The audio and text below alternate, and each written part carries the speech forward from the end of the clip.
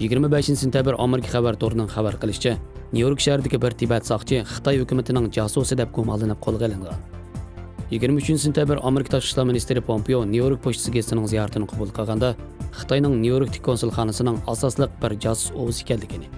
Nyu-York soqchi idorasining Xitoy uchun josuslik qilib qo'lga olingan Tibet soqchisidan keyin texmo ko'p josuslarning qo'lga oladiganligini bildirib, Xitoy diplomatlarining harakati normal diplomatiya chegarasidan olqib, josuslik harakatlariga o'xshab qolganligini,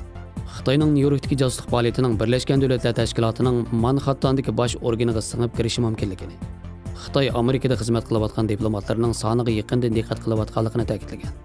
Ma'lum bo'lishicha, Amerikadan siyosiy panoh tilab Amerika fuqaroligiga o'tgan Baymadoji Angwang 2018-yildan beri Xitoyning Nyu-York konsulxonasidagi noma'lum shaxslarga ishlab, ularni Amerikadagi Tibet mustaqilligini qo'llovchilarning uchuri bilan ta'minlab kelgan.